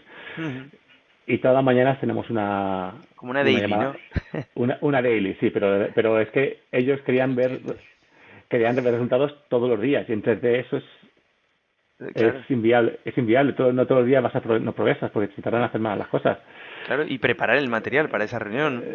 Sí, y todos los días y las reuniones eran muy bestias. Las reuniones he estado en reuniones en que te ponían a caer de un burro pero sin ninguna vergüenza, ¿sabes? A insultarte y a gritarte y a... Madre mía. ¿Qué dices? Sí. Una vez que me dijeron, ¿tienes pasaporte? Y yo, sí. Y yo, vale, pues mañana te vas a Seattle. Y yo, vale. A una reunión. Entonces me hicieron irme a Seattle deprisa corriendo, me fui a Seattle y a pasar un fin de semana en el que ese fin de semana pues eran básicamente 8 horas de reunión consecutivas. Después de jet lag, ¿no? Fueron 2 días seguidos y después de esa reunión me pedían que esas discusiones que teníamos presentase ideas, tenía que hacer conceptos, tenía que hacer dibujos, que son los que están en mi portfolio. Tenía que presentar esas ideas, o sea, después de las 8 horas de reuniones tenía que ponerme a dibujar ideas para demostrar lo que habíamos discutido entre esas 8 horas. Y ese fueron un fin de semana. Luego, al final de ese fin de semana, totalmente agotado, ya diciendo, no puedo más, me llegan y me dicen, oye, que los de Ford dicen que nos tenemos que ver cara a cara, que si quieres, que si estás dispuesto a irte a Kansas a hacer una reunión allí con los de Ford y con no sé quién más. Pero es que solo traía ropa para 4 días. Sí. Me mandáis directamente para allá, ¿qué hago? Pues básicamente por eso me dijeron, pues vete y cómprate ropa y vete a Kansas. y acabé en Kansas, y en la reunión en Kansas ya fue cara a cara todo el mundo, con gente alta de Ford. Y ahí en esa reunión hubo un momento que uno de los directivos de Ford le dijo a otro director de arte que había de otra empresa que colaboraba, dijo, cállate ya, porque cada vez que hablas me duele la cabeza. Jolín, tío. Y a la semana siguiente ese hombre estaba despedido. Qué barbaridad, ¿no? O sea, es decir, en el mundo de los videojuegos habías tenido unas buenas experiencias en Lionhead y tal, y de repente llegas allí a Framestore y te encuentras que el mundo de la animación es otro tema totalmente distinto, que hay mucho politiqueo, que hay mucha... Y encima entiendo yo pensaba que ibas a hablar, ¿no?, de que a nivel artístico las exigencias para las cinemáticas son mucho más altas. Entonces, claro, el que tú tengas que presentar todos los días avances es una auténtica locura cuando se quiere una calidad muchísimo mayor, ¿no?, posible que la que tienes en un videojuego, ¿no? En nuestro caso no tenían muchísimas exigencias, y la mayor exigencia era la parte técnica, la parte de iluminación, porque eran presentar los coches lo mejor posible, con la mejor luz, con las mejores reflexiones. Ahí sí que había exigencias, pero lo que es parte artística, parte creativa, no tiene tantas exigencias. Los problemas era la parte técnica, ¿vale? Y ahí es donde sufríamos más. Y lo que tú dices es, en Framestore, como es una empresa que tiene que trabajar un cliente y tienes que mostrar resultados diariamente, pues la presión es grande, hay una presión bastante grande.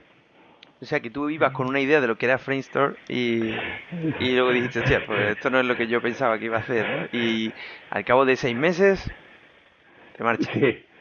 No, bueno, se acabó mi contrato, terminaba mi contrato, era un proyecto de solo 6 meses.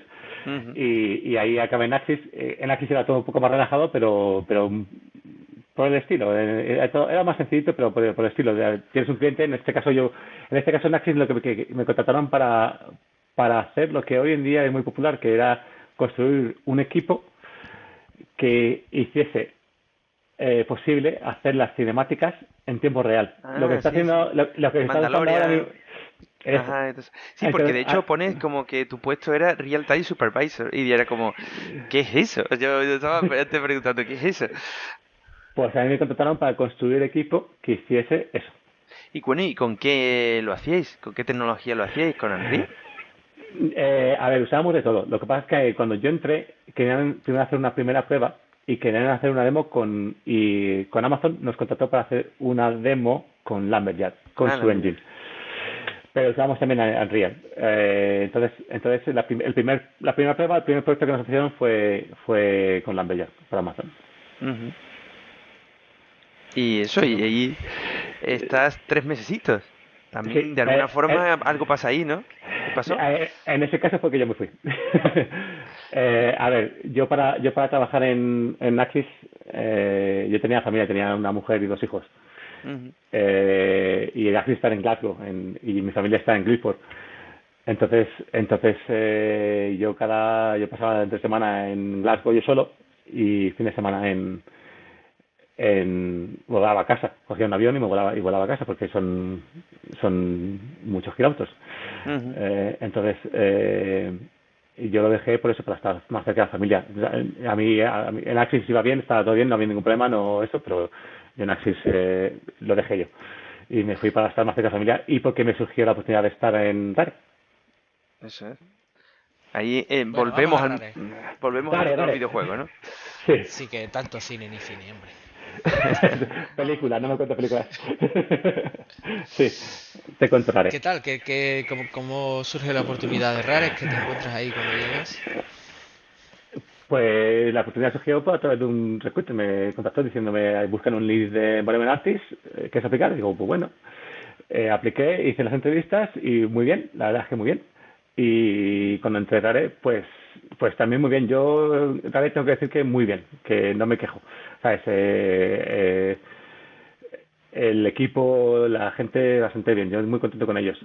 Y, y tuvo sus momentos, claro, como todas las empresas, pero yo muy bien. De hecho, me contrataron para ser el lead de Environment Artist de Sea of Thieves. Estuve dedicado a Sea of Thieves exclusivamente unos meses. Y entonces es cuando surgió la oportunidad de moverse al proyecto al Atlas, a lo que luego sería Everwild. Ajá. Y a mí me dijeron que sí quería moverme a trabajar en Everwild para ayudar, mientras que supervisaba también el de Sea of Thieves. Ajá. Y ahí me mudé y me empecé a trabajar en Everwild. Y bueno, cuéntanos un poco del proyecto de Everwild, porque aquí tuvimos también a Raúl, Ya. que estuvo en Everwild y él decía como que aquello fue un poco locura, se quería hacer como algo que era casi imposible. Y entonces cuéntanos No. cuál fue tu experiencia en el proyecto. No, no sé. A ver, las exigencias eran altas y era posible. Lo que pasa es que no sé muy bien por qué. A ver, no sé si a Raúl en ese momento le parecía difícil porque él venía de trabajar en el GTA, que usaban engine propio, un engine bastante más arcaico, y nosotros usábamos Unreal 4. Entonces, había cosas que se pedían, que eran difíciles, pero que se podían hacer en Unreal 4. Y de hecho las resolvimos más tarde. Yo cuando se fue Raúl, yo fui el que tomé las riendas del proyecto. Ajá. Y, y estuve trabajando con él y tenemos resultados bastantes cosas. A ver, una de las exigencias que se decían era que queríamos que tener unos environment que evolucionasen constantemente, básicamente, ¿vale? Es una de las principales bases de Everwild. Y entre ellas teníamos que tener árboles que pudieses escalar, que pudieses cortar, que se pudiesen quemar. Entonces, con lo que todo conlleva, ¿sabes? Tener árboles que crecen, porque no solo que sean árboles, que crecen, empiezan desde plantita a crecer, y que luego encima tú puedes escalar y puedes interactuar con ellos, pues tienen un montón de problemas de físicas y que están creados casi proceduralmente. Claro. Esa era una de las locuras físicas técnicas a las que Raúl se refería. Pues eso más o menos lo resolvimos. ¿Vale? Teníamos un technical artist que era muy bueno y creó un sistema que él llamó Megatree. Al Megatree. Supongo que es como algo como el Speed Tree, ¿no? O algo de esto, ¿no? Como las No, trenes que no, hay. no, no. No tenía nada que ver. A él no le importaba mucho lo que es la creación del árbol en sí. El Telecaster lo que quería es que un artista diese como un template de un árbol, le hacemos nosotros, y él, a partir de ese template, creaba variaciones. Ajá. Y esas variaciones que creaba y con las que Pero, populaba pero, pero ese template de árbol tenía ya la evolución de el crecimiento ya incluido. Sí, a ver, lo que él como como lo montó al final es como un Lego. Incluso, de hecho, creó una herramienta, eso no lo usaron al final. De hecho, creó una herramienta en la que creó partes de árboles, las partes de las raíces, no sé qué tal, y las imprimió en 3D, las imprimió en resina. Ajá. Entonces decía que lo que él que en principio quería es que un artista cogiese las partes de resina y construyese el árbol con las piezas estas y luego cogiese y se pudiese escanear directamente y el árbol salía en el sistema. Esto al final no se usó, pero es una de las ideas locas que tenía. Y de hecho lo consiguió que se pudiese hacer, pero al final es complicado hacerlo así, entonces al final yo creo que al final se hizo eso. Pero él tuvo esa idea, su imaginación era que como montases el árbol como un Lego. Cogieses las piezas de Lego, montases tu árbol y eso. Y al final yo creo que, o sea, lo hizo funcionar, yo vi el sistema funcionando, pero no lo aplicó, yo creo. Y y eso, ¿no? Un sistema complicado por eso, por tener árboles que tengan físicas, que tú puedes, ¿sabes? Eso consume muchos recursos, Claro. que encima creciesen. Bueno, pues eso en principio se consiguió más o menos resolver y estaba funcionando cuando yo dejé Red. Es decir, tú te fuiste y el proyecto todavía no había terminado.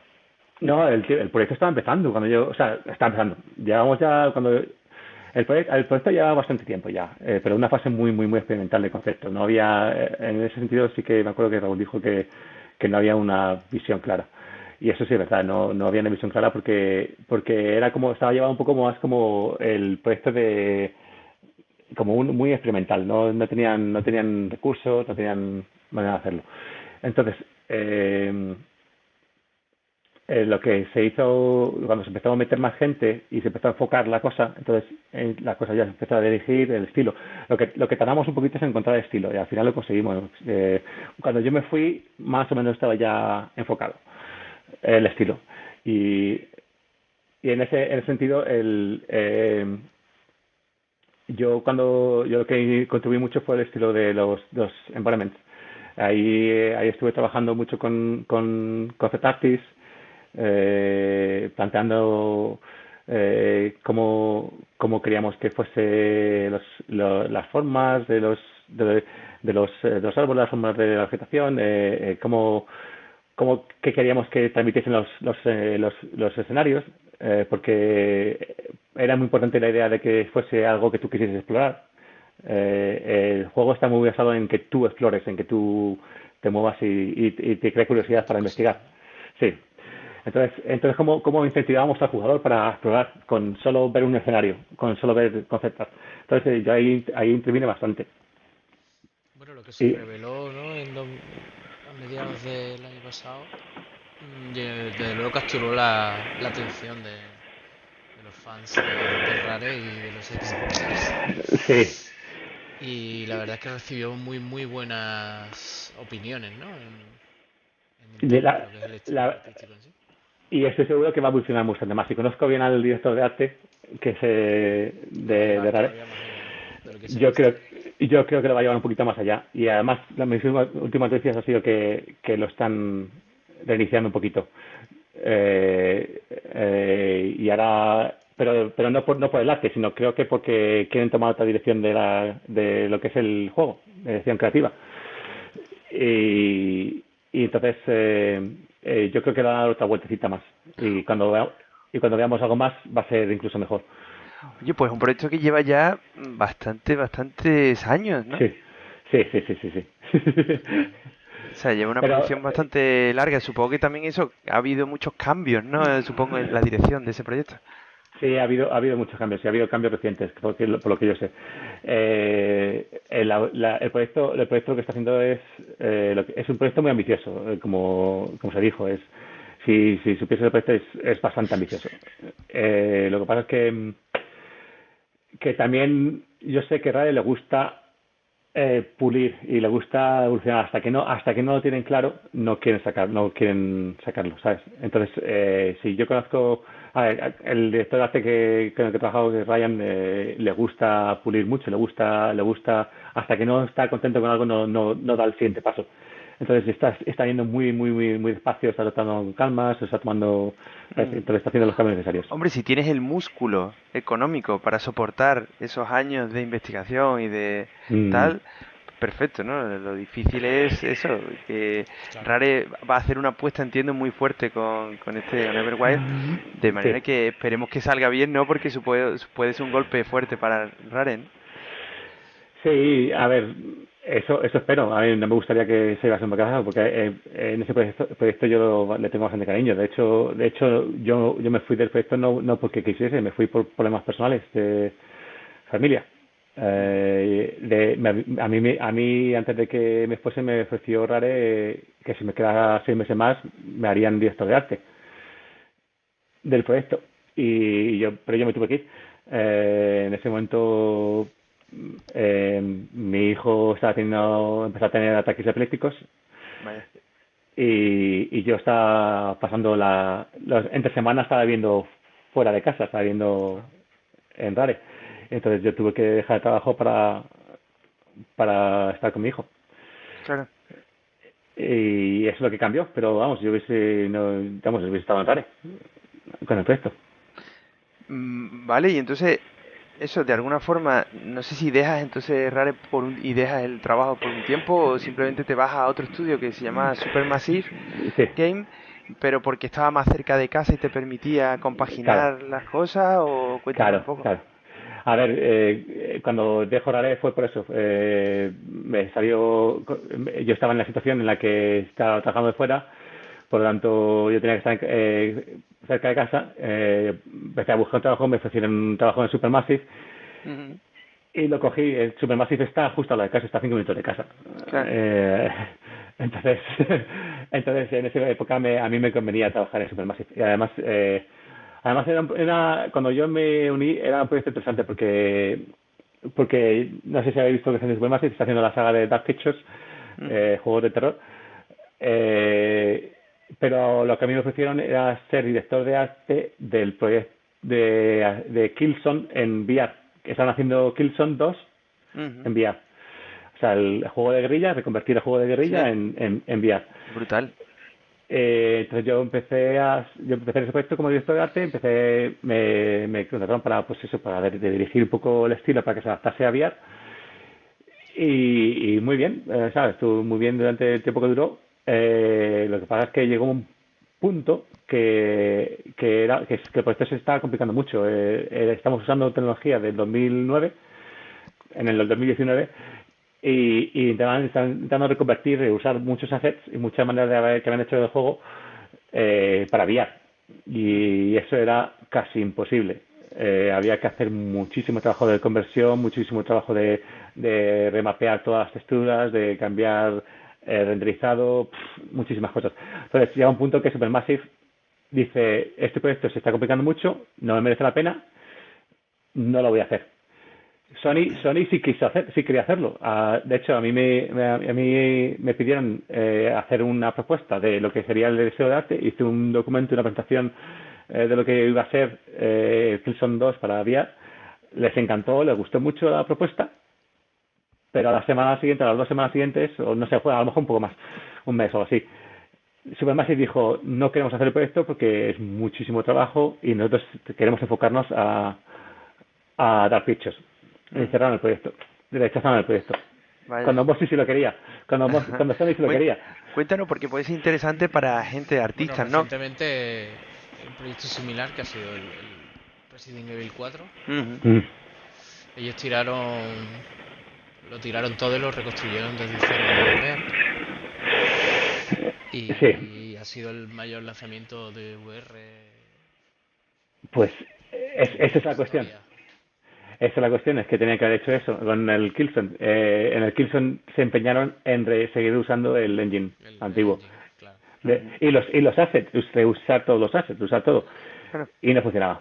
Entonces, claro. Cuéntanos un poco eso, la diferencia entre consola tradicional, el soporte tal, y VR, ¿no? Porque, claro, cuando, por ejemplo, un asset lo quieres pasar, por ejemplo, si utilizas técnicas como normal mapping y este tipo de cosas, en VR eso no funciona del todo bien, ¿no? Por ejemplo, ¿no? Porque sabes que se ve el truco, ¿no? No es como en pantalla, ¿no? Entonces cuéntanos eso desde el punto de vista de artista. ¿Cuáles son los retos de convertir assets de un juego normal 2D a VR?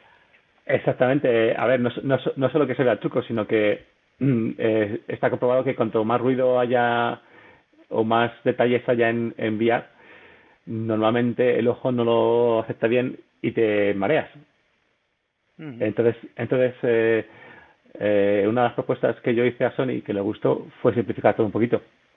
Sabes que el Killzone son texturas súper detalladas, con mucho ruido, mucha suciedad, con mucho detalle.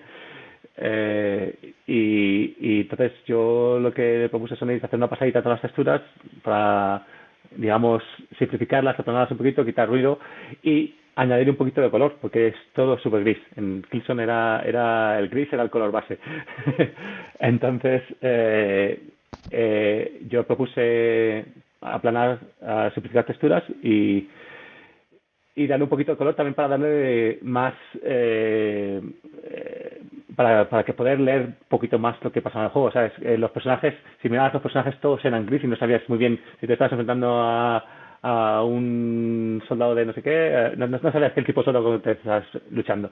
Entonces lo que dije era meter un poquito de color para distinguir entre soldados, o sea, no mucho, para que no cantase como que no, de repente eso no fuese una feria de color, pero sí darles un toquecito para que tú cuando estuvieses peleando contra esos personajes pudieses distinguirlos, pudieses leer todo un poquito mejor. Y Sony le encantó, a Sony le pareció muy estupendo. Pero finalmente no, Massive no quiso continuar el proyecto. Sí. ¿Y Sony no encargó a otro estudio el desarrollo, o sí? De hecho, 3 de los componentes del equipo con el que está trabajando dijeron que se iban de Supermassive, hablaron con Sony y Sony les encargó de hacer el proyecto. Pero entonces el proyecto se está haciendo. Al final creo que en Holanda, que se han rendido. Al final esa gente que se fueron a hacer el Killzone 2 con Sony lo han dejado también. Por lo que porque lo he dicho, porque es un proyecto muy complicado. Entonces, como lo que querían hacer, básicamente, si quieres hacer el Killzone 2 en VR, tienes que coger todo y pasarlo a Unreal o hacerlo. Coger la tecnología que había, los assets que había según estaban hechos y meterlos en VR era imposible. Es que hubo un momento que el productor me preguntó, porque había muchos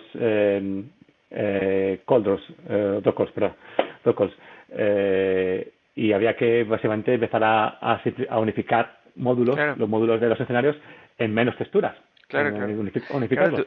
Piensa que eso, que en VR también está la exigencia de que en un juego normal, a lo mejor tú quieres que el juego vaya a 30 FPS o 60 como mucho, los juegos así más frenéticos, pero claro, en VR, para que tú no te marees, el juego tiene que ir entre 90, 120, entonces Sí, exactamente.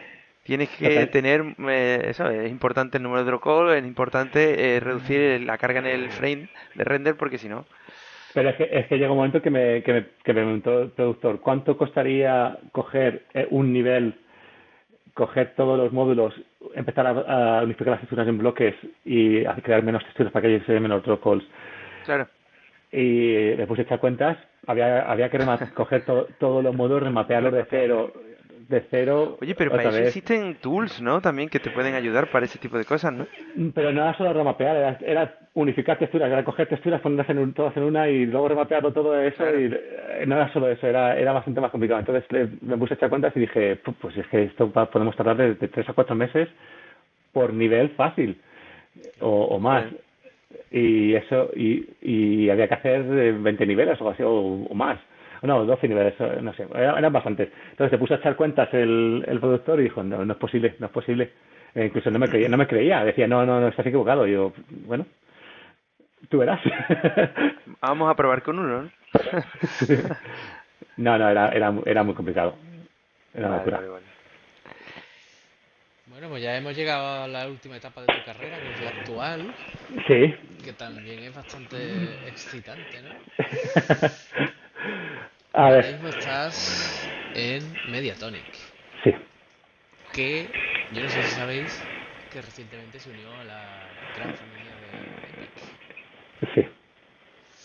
Y bueno, en Mediatonic, ¿en qué proyecto trabajaste cuando te metieron? Pues cuando yo me uní a Mediatonic porque habían abierto el estudio en Madrid y querían necesitaban un director de arte que llevase el estudio a Madrid.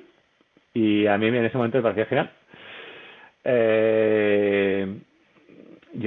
A mí la oportunidad de volver a Madrid me parecía estupenda, después de tantos años. Y encima con una empresa inglesa que, o sea, no la volver a los estudios que había siempre en la industria española, con los que tanto miedo me da trabajar. Y entonces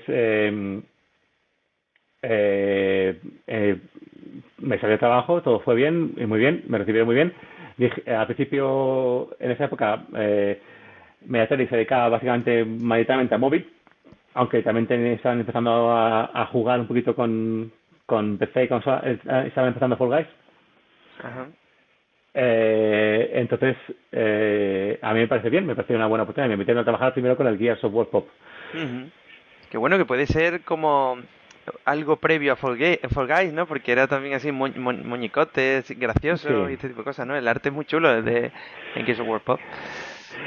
Sí, era un poco interesante porque también el significado era trabajar con Microsoft, indirectamente, pero era trabajar con Microsoft. y bien, ¿no? El proyecto lo pasé muy bien, estuve bastante contento, duró un año más o menos lo que estuve trabajando con él. Y luego, al acabar Gears of War Pop, empezamos ahí a jugar con la idea de empezar otro proyecto. Pero al final ahí llegó Epic y ya todo se ha quedado un poquito en el aire. O sea que en Fall Guys no participas directamente. Ujú. Creo que comentabas que habías ayudado a mejorar el pipeline de trabajo, de arte, de la gente de Fall Guys. Sí. Y eso, y de repente Fall Guys sale, es un éxito también Ujú. para el Ujú. estudio. Supongo que eso se tiene que vivir muy emocionante, ¿no? Cuando estás en el estudio y cuando empiezas a ver streamers, youtubers, todo el mundo streameando el juego y tal, y empiezas a ver que se convierte en un éxito a nivel mundial. Y de ahí Sí. viene, ¿no? Todo lo que fue la compra de Epic para tener una IP de este tipo en su store y Sí. en su Sí. catálogo. La verdad es que a mí ese sentimiento del éxito de Steam Nation ya como que lo había vivido un poquito antes con, Con Fable, con, maybe. con Fable y con Sea of Thieves. Con Sea of Thieves tuvimos unos primeros meses también muy buenos. Que fuimos número 1 en Twitch y se nos dio muy bien también con Sea of Thieves. Entonces, ese éxito yo ya lo he vivido un poquillo en otras ocasiones, entonces a mí me pilló un poquito menos de sorpresa, pero sí, pero en lo que es dentro de la empresa, pues una alegría tremenda. La Claro, gente en Mediatonic lo que en esa época había era gente que mayoritariamente su experiencia era en móviles o tenían poca experiencia en la industria y había gente que tenía más experiencia pero no era lo que más. Entonces, para esa gente de repente encontrarse un éxito así, o para ese grupo de gente encontrarse un éxito así, pues fue una alegría bastante tremenda. Entonces, pues eso, para toda la empresa, para Mediatonic, pues ha supuesto un cambio tremendo para todos, una alegría, claro. un reconocimiento, ¿sabes? Había gente que llevaba muy poquito en la industria y de repente haber hecho uno de los juegos más famosos del momento, pues Claro, pues claro. eso. Además entiendo eso, que aunque para ti, como tú digas, tú habías vivido éxitos parecidos, pero entiendo que la alegría del equipo se contagia y es algo que, Sí, sí, pues, sí.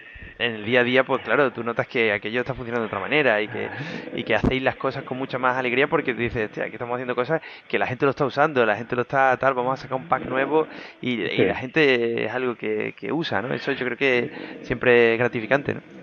Sobre todo la sorpresa de ver que luego hemos sido el juego más bajado en PlayStation Live en la historia, que hemos estado en el libro Guinness de los Records, todas esas cosas, da mucha alegría. ¿Sabes? Y ver y eso, y sobre todo lo más importante, lo que permite también es una vez que tienes la tranquilidad del éxito, es cosas que antes hacías mal porque no tenías los recursos, o porque no podías, o porque tenías la experiencia, de repente empiezas a mirar y decir, ¿cómo lo vamos a hacer? Ahora, ¿cómo vamos a hacer mejor? Vamos a poder poner el equipo, vamos a poder encontrar gente ahora vamos a poder contratar a alguien porque antes era difícil contratar a alguien que tuviese mucha experiencia o fuese bueno para ayudarnos, ¿sabes? Era más complicado porque no era conocido, pero de repente ya crea interés y podemos elegir un poco a quién contratamos. Ujú. Eso está guay. Y bueno, Maravilla. y cómo vive también el momento en el que Epic os contrata? ¿También hay un correo A y un correo B o cómo fue aquello? No, no. ¿Cómo lo hace Epic? ¿Cómo lo hace Epic? A ver, yo no puedo hablar mucho de eso, pero sí que voy a decir que bien, muy bien, muy bien. Epic ha supuesto para todos dentro de la empresa un cambio y mejora espectacularmente para bien. Ujú.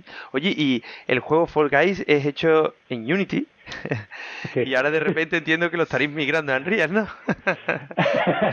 Eh, No creo, ¿no? no.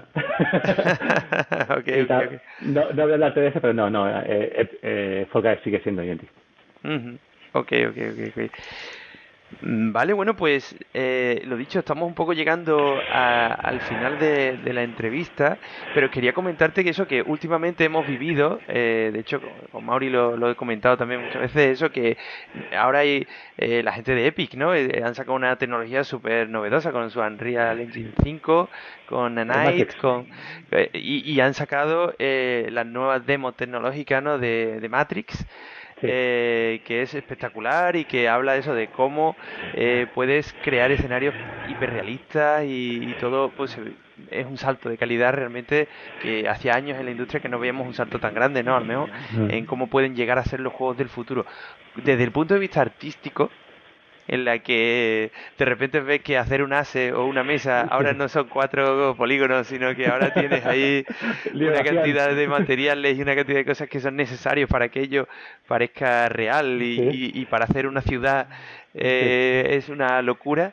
¿Cómo ves tú el futuro del desarrollo de juegos AAA con este tipo de herramientas que van a requerir posiblemente mucha más labor, mucho más coste Pues a nivel artístico, ¿no? esto lo que han mostrado es que se va a tirar mucho de lo que antiguamente se llamaban librerías. Y para eso están los megascans. Claro. Mucha parte de estas demos que están enseñando son megascans. Ujú. Y de hecho, Bueno, la demo de Matrix es en Nueva York. Mauri, ¿tú que la has visto? sí, No es Nueva York, es una... esa Coge mezcla varios por ahí. estilos de varias ciudades y hace una Sí, ciudad tipo Nueva York. Ah, sí, sí. No sé. Sí. sí. Vamos, una cosa que se va a decir de esto, de lo que es el futuro, mucho lo que Epic está intentando demostrar es que Megascans es útil y va a ser usable y que es un camino a seguir, ¿sabes? Y que te permite hacer niveles bastante rápido, hacer cosas bastante rápido. Y como recomendación, si queréis saber más de esto, si queréis o si tenéis la oportunidad, uno de los leads de Megascan, uno de los que llevan todo este proyecto, es español Ujú. y trabajó conmigo en Televite. Ah, mira, también Eh, será un Spiro. No me digas que es un Spiro no, también. no, es Uy. Dynamic, es Dynamic. Ok, ok, ok, ok. De Dynamic y vive en Madrid también. Entonces a ese también recomiendo si le pilláis entrevistarle Queda porque nominado para intervenir en el programa. porque él os puede contar muchísimo de esto. Es el que lleva esta parte de todas estas demos que estáis viendo tecnológicas. Él trabaja mucho con ellas y ha tenido mucho que ver. Ujú, A ver, su nombre es Alberto Moreno ujú. y es bastante conocido en la industria de videojuegos en España porque lleva muchísimos años, lleva más que yo. Y ha hecho PC Fútbol, ha hecho... Vamos, he estado haciendo juegos de más. Ok, ok, ok, ok. Vale, vale, vale, pues eso yo te digo, entonces eso que los artistas, el futuro está ahí en el sentido de que puedes usar muchas cosas que son escáneres, pero entiendo que también en un futuro o sea, estará la idea de crear un mundo que no tenga por qué ser realista, que no tenga un estilo artístico realista, como yo qué sé, Se como puede, un Fall Guys o algo así, en el que sí, los artistas seguiréis teniendo una labor importante de diseño, pero aún así el nivel de detalle que se le quiera dar a ese mundo será mucho mayor que el que sí. actualmente se le da porque la tecnología permite que los assets sean mucho más, tengan mucho más polígonos y muchas más cosas, ¿no? Mm. Solo puedo decir que se puede estar pensando en eso. Sí. Se Bueno, puede. el Wukong el juego chino que sacaron una demo con un Real 4 que era brutal y al año siguiente sacaron otra que era ya con un Real 5 y era brutal también, evidentemente. Mejor todavía, ¿no? Pues ahí está usando, claro, Nanite y todo. O sea, se ve, hay un nivel de poligonaje loquísimo y es fantástico. O sea, no son scans de biblioteca de ciudad. O sea, a lo Sí, mejor a han ver, escaneado quizás estructuras antiguas y monumentos y cosas así, lo habrán recombinado. a ver, si habéis usado un poco Megascan, lo que están haciendo es que no, cuando tú usas un Megascan, no solo te quedas con la pieza y la pones, te puedes modificarla, ¿vale? Y puedes hacer cosas con ellas hasta transformarla en el estilo que tú necesitas, incluido estilizado, incluido cartoon, ¿vale? Entonces, no, los Megascan no son solo para revistas, O sea, y que estoy seguro que Epic está pensando en eso también. Está pensando que no solo se van a quedar en realismo. Ok. Bueno, Mauri, llegamos a la última pregunta, ¿no? Llegó el momento. Última pregunta, difícil. Puede ser, sí. La pregunta reflexiva. Bueno, nos gusta preguntarle a nuestros invitados que cómo han evolucionado, cuáles son, digamos, hoy en día sus sueños, sus expectativas laborales, hacia dónde, qué nuevos horizontes quieres abordar en tu carrera.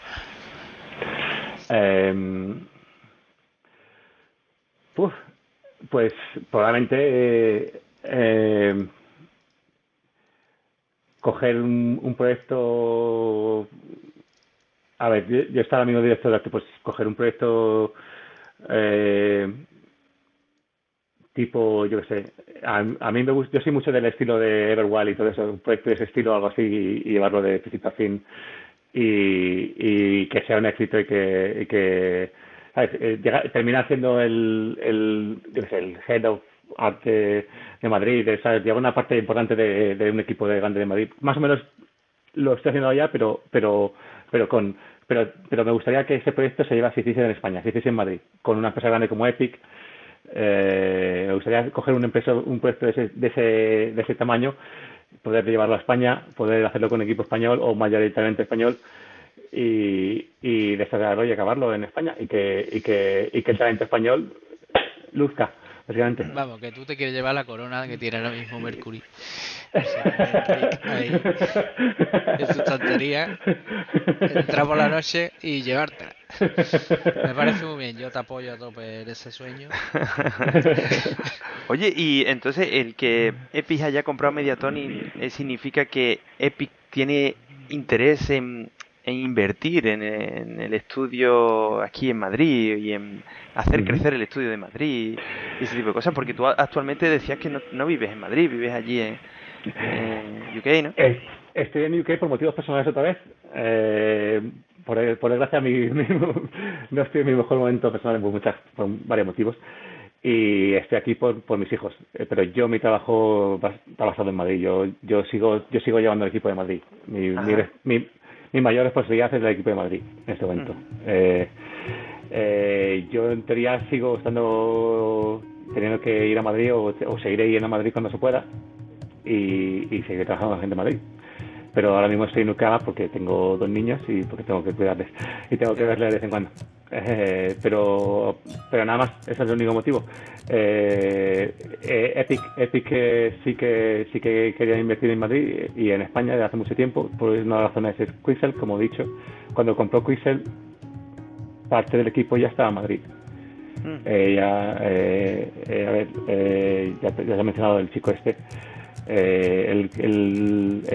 Digamos que ha construido, tiene un equipo aquí formado por muchos españoles y estaba trabajando con Quixel antes de que Epic comprase Mediatonic. Entonces ya tenía gente aquí. Lo que pasa es que no tenía un estudio para porque todos trabajaban desde casa. Pues... Y ahora tiene la puerta abierta para que fundar un estudio de verdad con Mediatonic. No, pues sería genial que crezca la red de empresas aquí en España, que crezca y se puedan salir oportunidades para que todo el talento, como tú comentabas, que hay en este país, pues que no se tenga aquí fuera para poder encontrar proyectos atractivos. Evidentemente sí. No solo proyectos atractivos, es condiciones de trabajo atractivas también. Que sean cada vez mejores, claro que sí. Que es la mayor, yo creo que la mayor lacra de España es, o sea, el talento tenemos, proyectos buenos podemos hacer en España. Yo creo que el problema es el funcionamiento de empresas, que tenemos que mejorar mucho todavía. Sí. Pues estamos en ello, poquito a poco. Bueno, pues en principio hasta aquí la entrevista, Jorge. Yo espero que hayas estado a gusto. Nosotros nos lo hemos pasado súper bien y hemos aprendido muchísimas cosas contigo. Sí. Un montón de cotilleos, de la Inglaterra profunda. Vamos, jonteo puedo contar miles. Vale, y bueno, en principio recordar a los oyentes que nos pueden mandar comentarios, nos pueden mandar propuestas a hola@tecnologia.com. pueden visitar nuestra web https://tecnologia.com y nos pueden visitar en Facebook como La Tecnología y en Twitter como @tecnologería. Y lo más importante, nos puedes escuchar en iBooks, iTunes, YouTube y Spotify y Amazon Music finalmente, así que estamos casi en todas las plataformas, así que ya, como siempre decimos, no hay excusa y os esperamos en la siguiente entrevista. Pues nada más, un saludo a todos y nos vemos pronto. Muchas gracias a vosotros. Chao.